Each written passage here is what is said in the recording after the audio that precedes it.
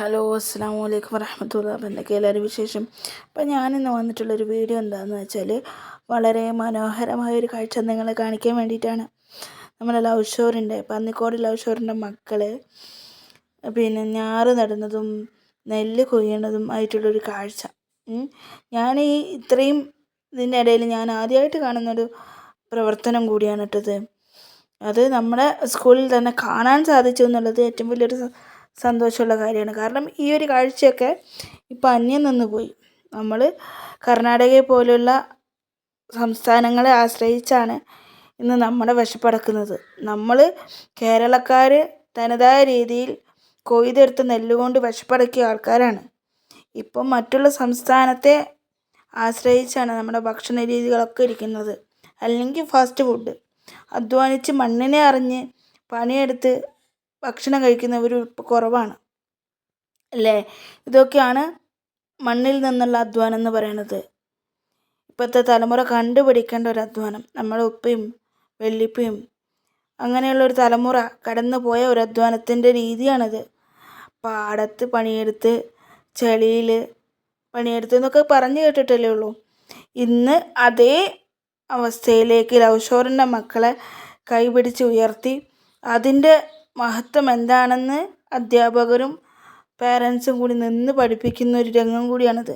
അവരതിന് തയ്യാറാവുന്നുണ്ട്. ആ ഒരു എഫർട്ട് എടുക്കാൻ മറ്റവരും തയ്യാറാകുന്നുണ്ട് എന്നുള്ളതാണ് ഏറ്റവും വലിയ ഹൈലൈറ്റ് ആയിട്ടുള്ള കാര്യം. ഇപ്രാവശ്യത്തെ ഓണം അവരങ്ങനെയാണ് കഴിച്ചത്. കാണം വിറ്റും ഓണം ഉണ്ണണം എന്നൊരു ചൊല്ലുണ്ട്. അതെങ്ങനെയാണെന്ന് വെച്ചാൽ ഉള്ളത് കൊടുത്തിട്ടായാലും ഓണം ആഘോഷിക്കുക. കേരളീയ ദേശീയോത്സവം അതെങ്ങനെയാണ്? ഇങ്ങനെയൊക്കെ തന്നെയാണ്. സ്വന്തം ഭക്ഷണത്തിനുള്ളത്, സ്വന്തം പച്ചക്കറികൾ കാര്യങ്ങൾ ഉൽപ്പാദിപ്പിച്ചുകൊണ്ട് നമ്മുടെ ഓണത്തെ വരവേൽക്കണം. നമ്മൾ പീടികകളെയോ മറ്റുള്ള സംസ്ഥാനത്തെ ആശ്രയിക്കാനല്ല അത് പറയുന്നത്.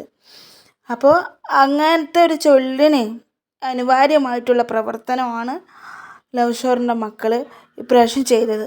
കാരണം അവർ 4-5 മാസം കൊണ്ട് ഞാറ് നട്ട് ഇപ്പോൾ ആ നെല്ല് കൊയ്ത് അവർ നെല്ല് കുത്തി അരിയാക്കി ആ അരി കൊണ്ട് ഒരു ഭക്ഷണം വെച്ച് ഓണം ആഘോഷിച്ച്.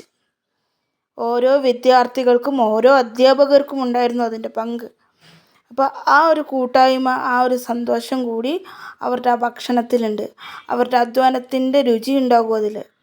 അവർ പുതിയൊരു പാഠം പഠിച്ച ചാരിതാർത്ഥ്യം ഉണ്ടാകും ആ ഒരു ഭക്ഷണത്തിൽ.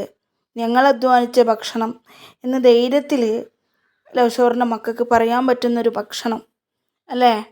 മണ്ണിൽ പണിയെടുത്ത് ഞങ്ങൾ ആദ്യമായിട്ട് ഞങ്ങളുടെ കുടുംബത്തിലേക്ക് എത്തിച്ച അന്നത്തിൻ്റെ ഒരു ഓഹരി എന്ന് പറയാനുള്ള ആ ഒരു ഇതുണ്ടാകും. ഇത്